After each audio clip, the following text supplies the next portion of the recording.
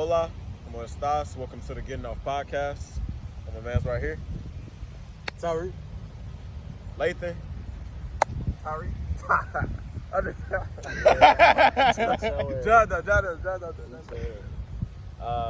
So today's topic, well, we're rocking with toxic masculinity, right? I think we should repeat it. What you said last time, like after we tried to, you like rocking with us, getting off, whatever the fuck y'all said. What the fuck y'all saying? Oh, you saying throw that shit in there, bro. Alright, let me try. Oh, Man, come on, ugly ass nigga, take it away. Come on.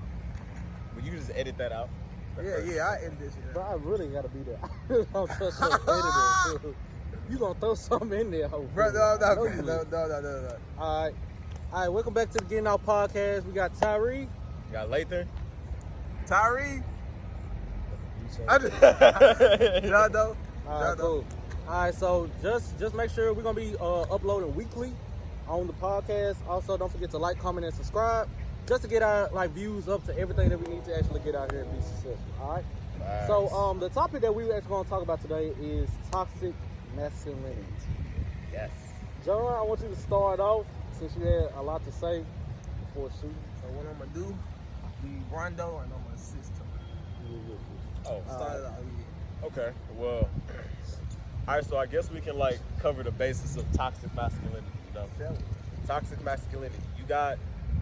Because I'm very unaware. All right, say less. So toxic masculinity, we can give you the rundown in both, I guess, the official sense and then the example. The official sense of toxic masculinity is just somebody who clings to the masculine image that society has cast on, you know? Like, little emotion, has consistent boundaries and low-key prayer. I thought that boy about to jump on your ass. Hey, let me introduce our mascot too, Russo.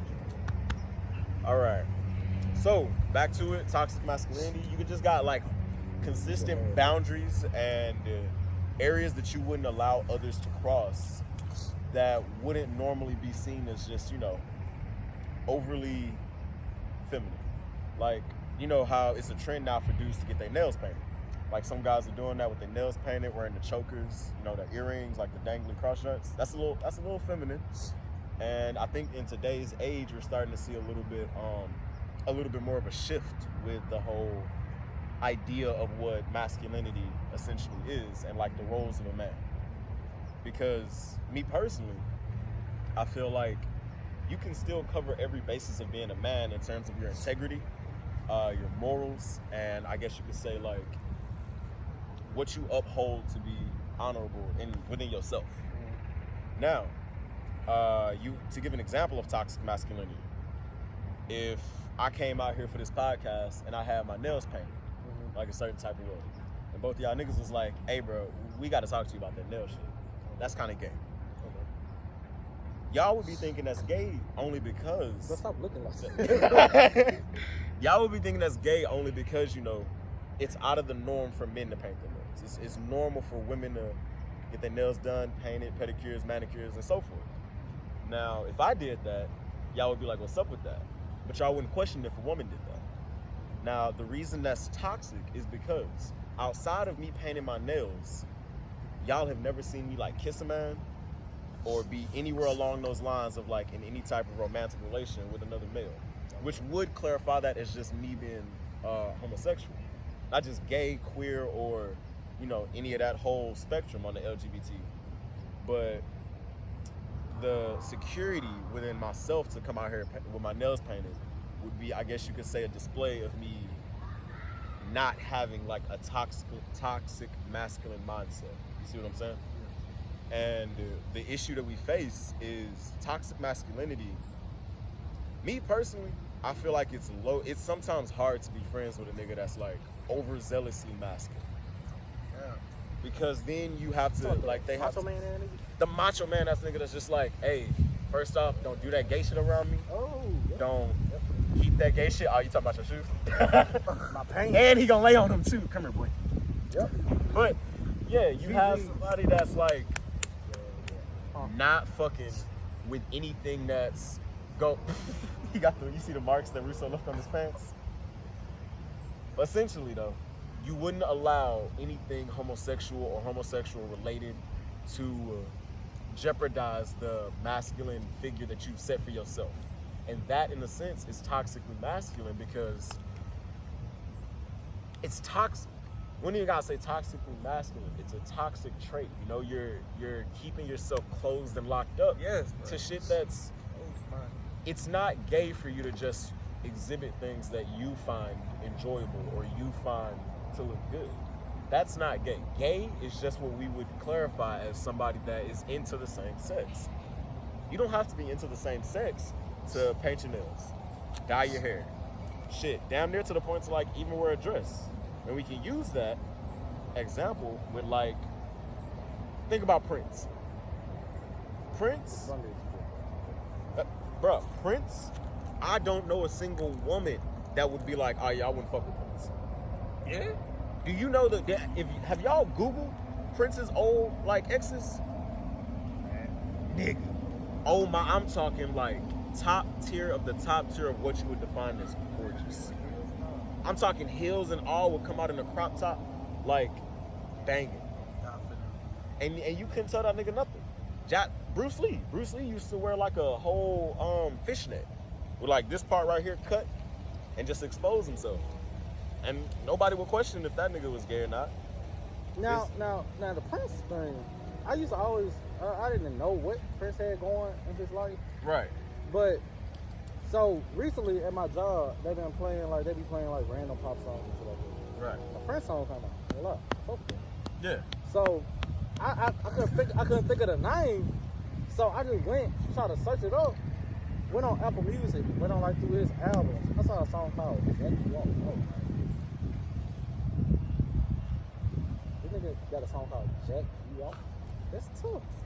So it was crazy because I literally just did this last night. So the fact that we talking about this is really wild. Cause I was like, I didn't know what the hell Prince got going. I still don't know. Yeah. It's just an unknown thing because he even had like things in his song where he say certain things. I be like, yeah, I don't know. Well, okay, so you want me to explain that, like, to you in terms of, like, to relate that to toxic masculinity? Yeah. Prince having a song labeled "Let Me Jack You Off."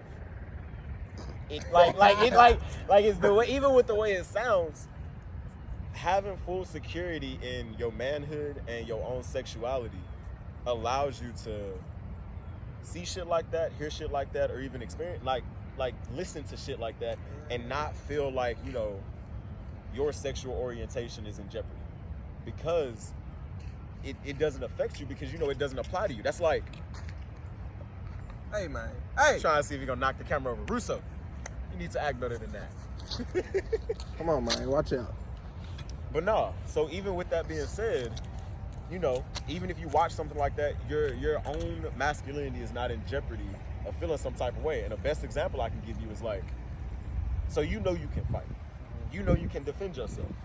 So if a nigga that was like, say like some 16-year-old that weighed maybe 120 pounds soaking wet, that was just all talk. Yeah. Me personally, I wouldn't beat his ass. I wouldn't even like fuck him up because I don't feel threatened by that. I don't feel threatened by him. I don't feel threatened about the situation that he would bring to the table. And that in turn relate that to like the homosexuality aspect of it. I don't get uncomfortable around gay people or any type of person that's different from my sexual orientation because I'm very secure in what I like and what I don't like. And we was talking about that earlier about like, you've been hit on by a gay guy, right? Have you ever been hit on by a gay guy? I have. Bruh, Mine said it's been a while. I will be in a Uber. I had an Uber driver actually on my way home. I noticed that nigga was like checking me out because I know what it's like to be checked out by a woman, and he was doing exactly like just constantly making glances and shit and just making like innuendos of interest. You know, he was insinuating that he was interested, and I just kept being like, oh, okay, yeah, cool. And I was like, well, thank you for the interest and compliment, because he was like, yeah, you know, you're an attractive guy, and tried to ask my number before I got out the car. And I was like, thank you for your interest, but, you know, I don't roll that way. And it was just respect, you know? It was respect on both ends. It wasn't like a, hey, my nigga, I don't swing like that, and, you know, I'm going to beat your ass if you try me like that. Like, nah, it was... Exactly, bro. It was like good looks, but it's the same way if you swerving a girl that you don't find appealing. Like, you're not threatened, you just don't fuck with that, and you don't fuck with her. Or like me playing Megan Thee Stallion freely because her shit boom. That shouldn't even be considered as like somewhat You'll be thing. surprised. Nigga, Tyree, I know every lyric to What? WAP, nigga. would you bump Megan Thee Stallion? Yeah, I do. I used to fuck. This is really crazy. I used to bump City Girls before, like. Nah, they okay, blew up. would you bump Mulatto? Like, would you like sing it out loud?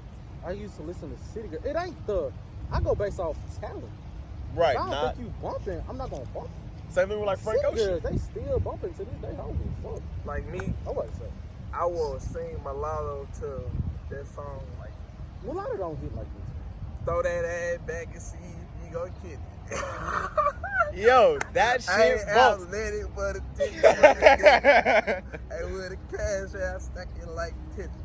Real good a bitch, real pussy addictions.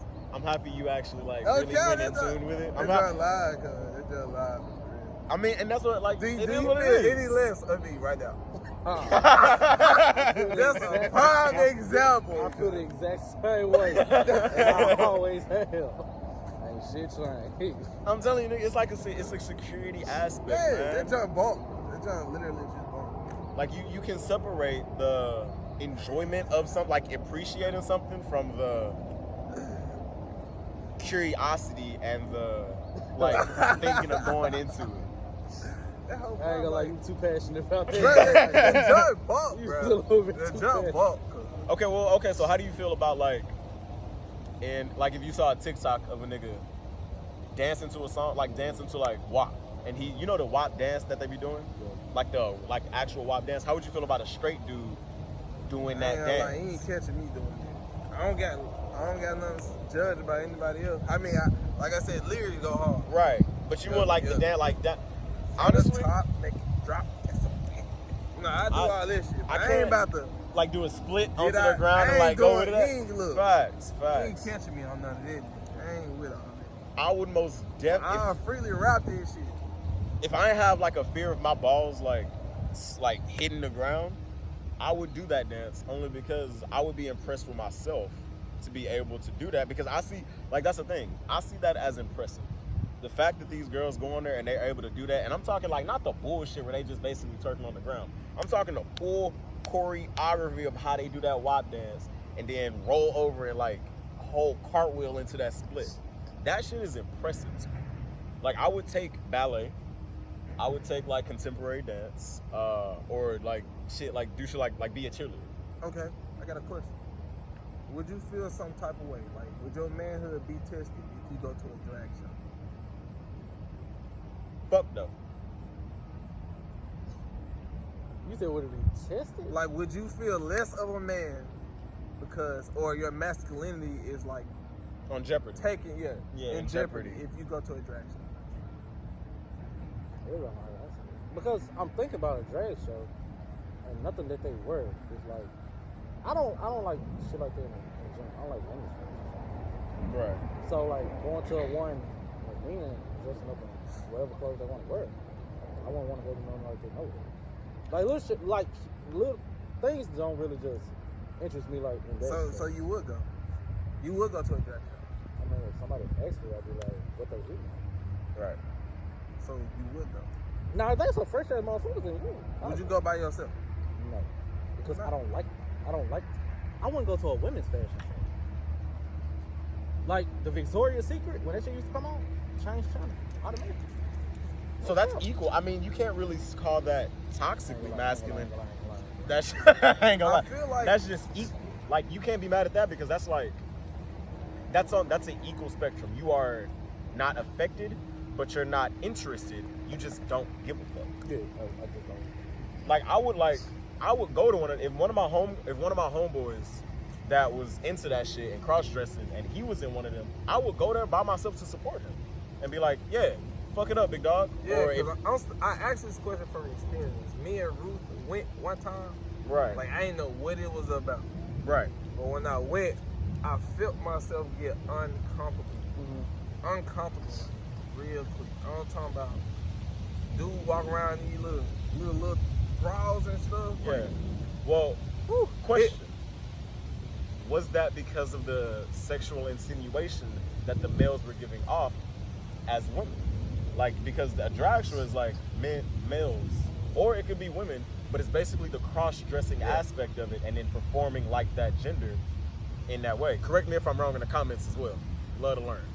But with that being said, was it making you uncomfortable because you did not like the fact that those men were doing such insinuations in that manner that you were mainly used to women doing?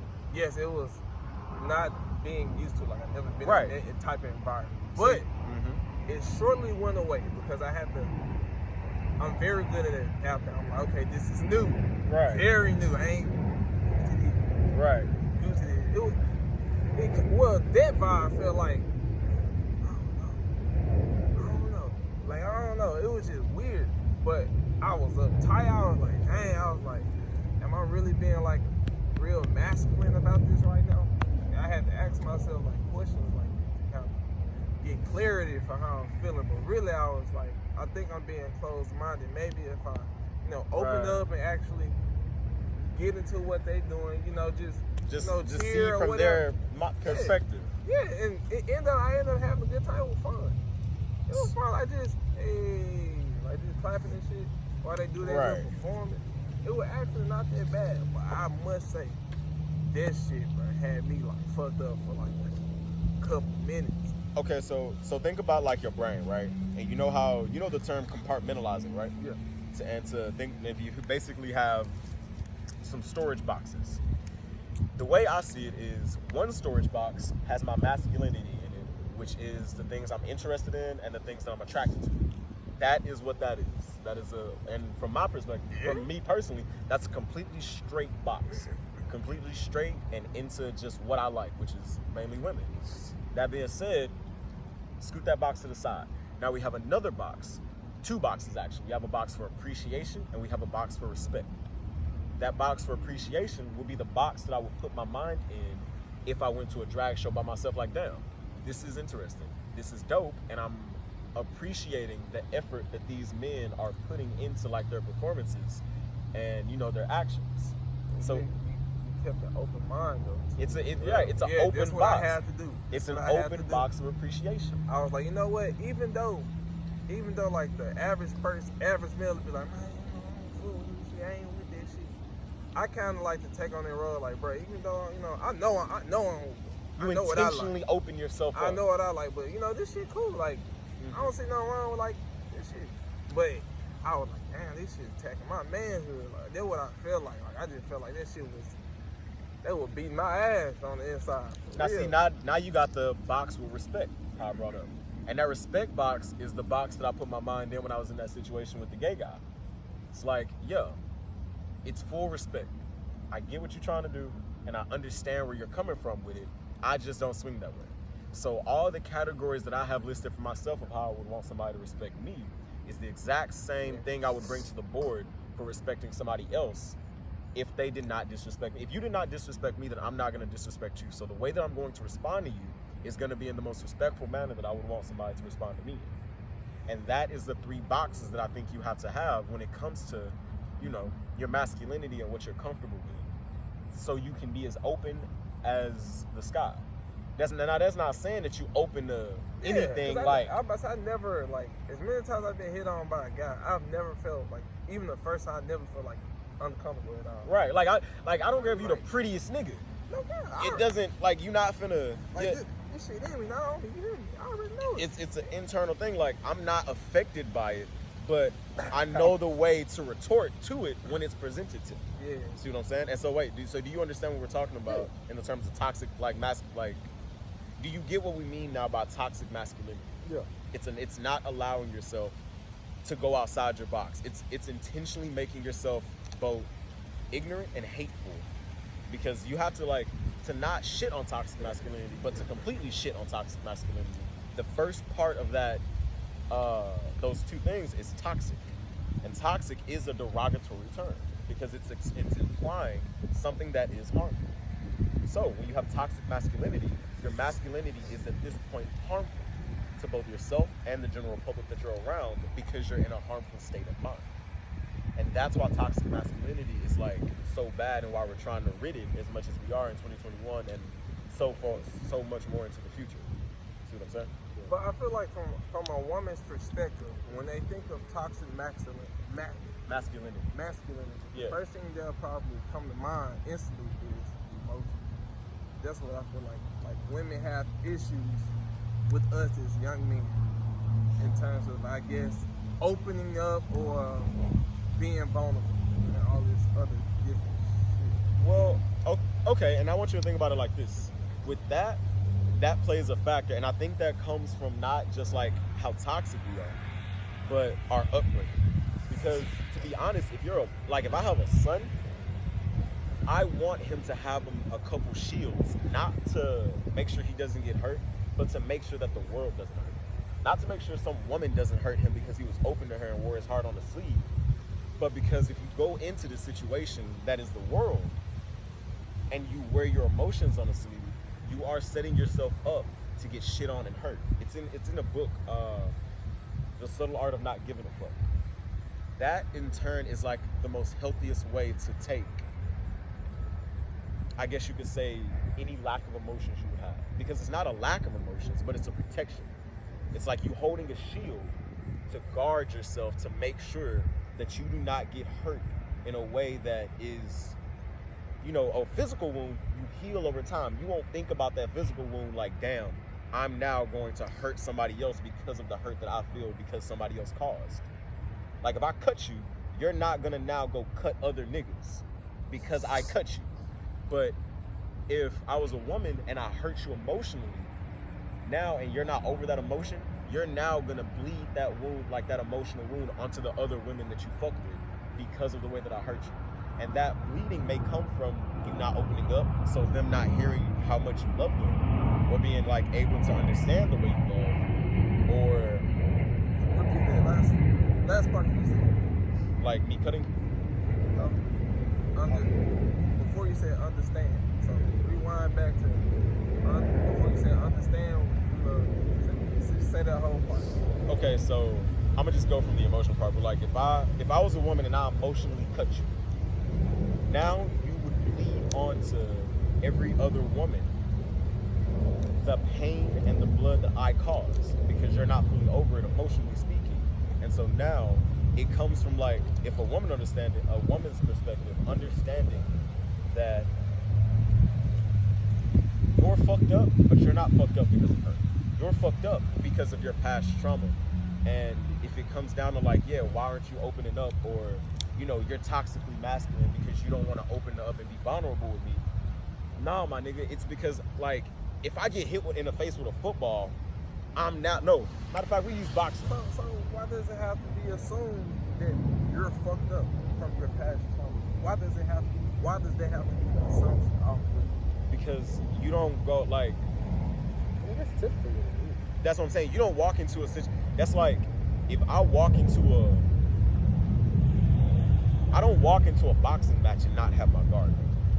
Because if I walk into a boxing match without my guard up, then I'm fully open to get punched. You see what I'm saying? So if you walk into a relationship, there's natural for you to have a bit of guard. Now that doesn't technically mean you're fucked up, but your inability to open up and let your guard down when you realize that this person isn't fighting you, that's where the toxicity comes in, and that's where the insinuation of you being toxic masculine comes in. Because you're not realizing that this person isn't gonna swing on you. So I'm still like this with a nigga that's literally like trying to hug me. You see what I'm saying? Okay, so if that's the case, in addition to your response, if that's the case, I have a question. If that's the case, like, help me form my question. If that's the case, you're saying you can love someone with your guard up. You can love somebody with your guard up, but that's not what you think about. Like every really, really good relationship you have had or have even witnessed, that man has a sense of vulnerability that he will allow his woman or man to be exposed to. Yeah. That's like you literally like your one vital spot. If you walk around all day making sure that hole is protected, when you get home, you can finally let that shit, like you can let your guard down. Because you know nobody in this area around you is going to try to like, that's your safe place. Nobody's going to try to target that vital spot and hurt you. You see what I'm saying? That's the issue that I feel like a lot of couples have when it comes to like opening up vulnerability and why a lot of people relate it to being like toxically masculine. It's like, nah, I've just been hurt before. So you walk into that same situation of your safe haven, except when you let your guard down, your vital spot was immediately hit. So why is our first instinct when we do get hurt is to just lock the fuck up? If I swing on your ass right now and we keep the podcast going, you are going to be on guard while I'm sitting next to you throughout the rest of this podcast. So you telling me I'm I'm telling me you just about to blatantly swing on me and I'm just about to sit here and continue the video without trying to beat your ass? Right, and say that. Say we do that. Say I swing on you and you beat my ass after. I still just swung on you while you had your guard down. Like all of us are in a comfortable setting. None of us are expecting to get hurt or injured in this exact moment. So if I was, or I was to just be like, you know what, fuck this nigga right quick and just dub your shit. You like you, see now that we talking about it, now niggas is finna be like, all right, and checking out the corner of their eye. That's exactly how you will go into a relationship, like your next couple relationships, because you weren't expecting to get swung on. So now that you did get swung on, you do not want to get punched again. So you now will have a bit of a defense up so that you can at least see that shit coming, or you can at least protect yourself when it comes so it don't hurt as much when you get punched. Or why don't we have the mentality of maybe I was in the wrong setting, let me go to a setting where it would be appreciated. Right. Now, at first hand. And so that's what I'm saying. Think about the setting that we're in right now. And I want you to imagine two women, because I know like we all like women. Imagine two women, and one of those women swings on you out of nowhere. Like you chilling in bed. Okay. Out of nowhere, she just throat chop the fuck out of you. I'm talking like make you have to like remember how to breathe. Okay. She do that 2-3 times. Y'all break up, cool. You go to your next relationship. Now, the next one, she's a sweetheart. She's non-violent, would never harm a hair on your head. But because you've experienced that pain and that like feeling of getting chopped in your throat when you would never expect somebody to just hit you in your shit for no reason out of nowhere, you now, when y'all are laying down, you lay down like this. Or you're on your stomach. Or on your stomach. So that way, at least this part that was getting fucked up so much, it won't get fucked up like that again. Even if the person has no intention of doing that. Essentially. I mean, that's just like with really anything though. Like let's say you hooping and then you twist your ankle. You know, like you know what moves you did before you just twist your ankle. You gonna think when you about to hoop again, especially if it's in the same court, I just twist my ankle right there. I know I'm not gonna try to step right there and twist my ankle again, type shit. Like it's gonna be certain things you like, let's say you go up for a layup and you fall hard or something like that. Somebody fouled you up. Like you gonna brace yourself. Like let's say, okay, somebody under the rim, you finna go up for a layup, they fouled the shit out you. Then you go hooping like a few months later, you go up for a layup, somebody in the same position, you ain't gonna take the same type of layup. You gonna do something different so you don't have the same outcome. So it's gonna be like something mentally going on in your head to be like, I don't want to ever go through that shit again. So let me switch it up or try something different to where it don't happen like that.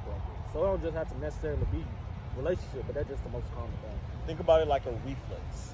Basically. Like a reflex. If somebody like do like this to you and you automatically go like that's a reflex. It doesn't mean that you don't fuck with them, you don't trust them. You just naturally have your guard up to make sure that if something like that happens, you can react to it in the safest way that doesn't fuck you over. You see what I'm saying? And then most time, like when you had said, how do you know they came from like somebody past? If somebody go like this, like you never had anybody go like this, You don't know what actually hit your face. You don't like.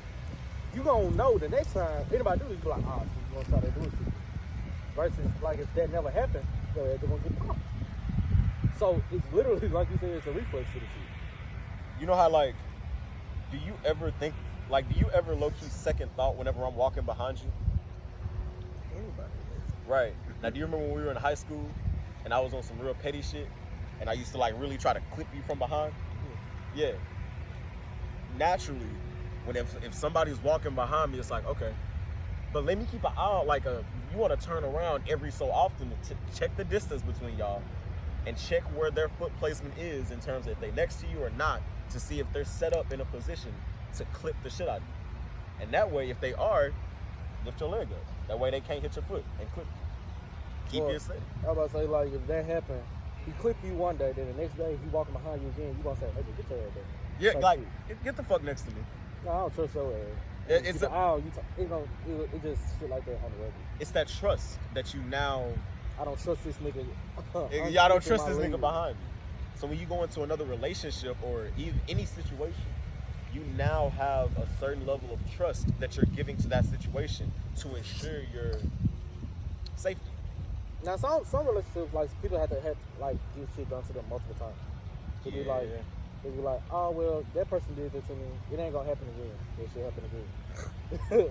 Or it happen one more time. Be like, all right, well, 3 times it can't happen to me. I don't think it's just gonna get fucked over again. You fooled me 3 times. So it just like, you never really know. It's just more like, it's kind of best to just keep your guard up in the beginning versus like towards the end that you end up getting fucked over. Because in a way, it ties back in what we talked about last podcast with the controlling and like not like anybody hurting you or whatever like that. You really just don't care. Yeah. And you just don't show the emotion or anything like that. Mm-hmm. You had to show your emotion one time, because that's just naturally what you do. Like, you grow up, you see people showing their emotion all the time. Mm-hmm. One time you showing emotion as well, and you end up getting your feelings hurt. I ain't gonna lie. So you end up getting your feelings hurt. So with that, like, literally, like with him, fuck my shit off. Anytime he come near me, it's like, chill out. Chill. So, but back to what I was saying, like,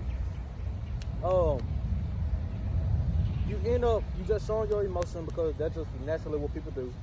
And one time you show your emotion and it don't turn out to the result that you want, you be like, all right, cool, I'm not doing this. Mm-hmm.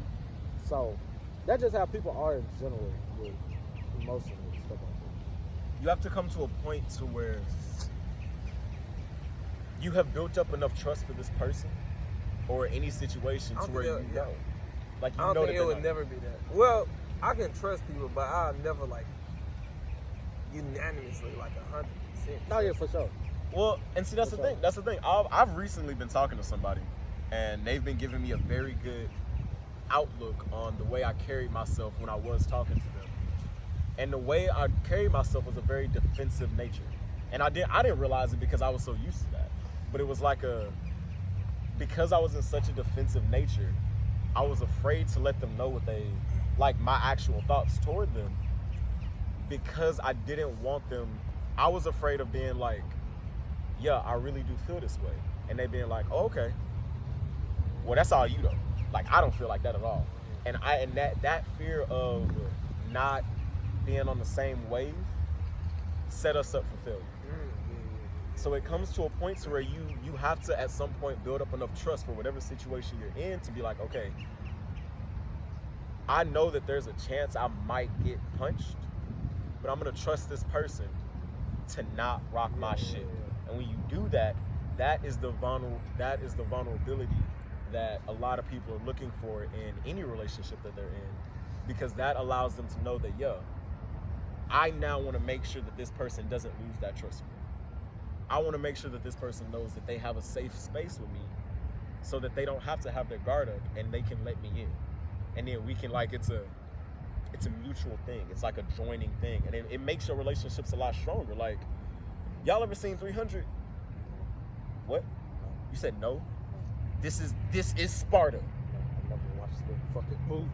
I just seen that clip and I was like, oh, that's all I need to see. You know what? Okay, you know what? We're gonna use that clip. In that clip, you never seen it? Nigga, have you never seen it? Hey, you know how I seen a parody on it. Yeah, I was about to say, I seen that junk. That shit way more y'all know how we was talking about, like, damn, y'all wouldn't expect nobody to just rock your shit out of nowhere during this conversation. God damn it. But hear me out. Okay, so with the most famous scene in 300, Leonidas, the baddest nigga. If y'all watch this movie, this nigga is literally stone fucking cold. The baddest nigga, before he kicks this nigga into the hole, he looks back at his wife. And he looks back at her, and he looks at her, and she goes, and that nigga looks at him, and the nigga was like, this is madness. And he said, this is spot. And like off that nigga, stop fucking playing with me. He fucking offed him into the hole. And that in a sense is like the purest form of vulnerability, because you have the strongest nigga asking his woman, like, hey, you know how I am, and you know what I'm about to do. Do you trust my decision? With no words. They didn't even speak. It was just a mutual. She said, whoop that trick. And that nigga looked back and was like, I got as much as I need to. He was vulnerable with her. He allowed vulnerability with her. And in turn, if you saw, well, since y'all ain't see that, 302, she was leading the army. Yeah, there's a 2, and it's even more gruesome. It's even more, and she was leading the army. And it's really dope because there's a lot of trust that the Spartans had with their women. And the women was even on some, like, even gangster shit, because they was like, oh, only Spartan women give birth to real men. You have 2. I remember that shit in the history book. Exactly. Only Spartan women give birth to real men. Think about if you one of the most toxic niggas and you have that whole mindset. You also have a woman right next to you that's like, yeah, no. He right. We them niggas. No matter what, no matter who, we are those niggas. So no matter what happens, we are on the same page. And that is, I feel like, a place that you can't get to without allowing some vulnerability. Like if I go into a fight with you, like if 3 niggas came outside right now, the more I get to know you, the more I'll probably trust that you with that shit. But with you, I have a feeling, I'm like, okay, you know what? I don't even need to help John. So I can work the fuck out of whoever I'm finna put my hands on, and I have faith that he gonna do. You said what? You sure? You know what? I might help the nigga. I might help the nigga. I might help the nigga beat his ass. That's what I'm saying. That's the trust, and like, you've allowed yourself to be vulnerable to a point with any situation or relationship that you have, to be like, yeah, it is what it is. Like vulnerable to the enemy, ain't it? To the enemy. Hey, you said you beating this nigga ass? For sure. What's up? Oh shit. But yeah, we think we got the basis of how you perceive toxic masculinity in a relationship when they're saying your emotions are related to your toxic masculinity. Yeah. I just didn't know it was a time. Y'all got this shit? Y'all got it? I hope these niggas got it. Got it. You be low key kind of. We was running it for a second. You be Dr. Lathan made sure we got it. Hey, but how y'all feel about pretty girl privilege though?